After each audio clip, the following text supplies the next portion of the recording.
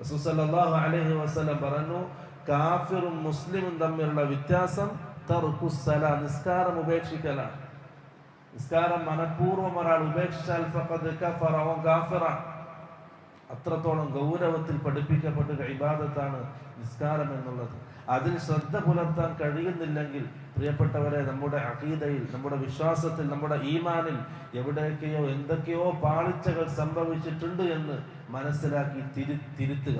ഇല്ലെങ്കിൽ വലിയ അപകടത്തിലേക്കാണ് ചെന്ന് കയറുക. അല്ലാഹു കാക്കട്ടെ.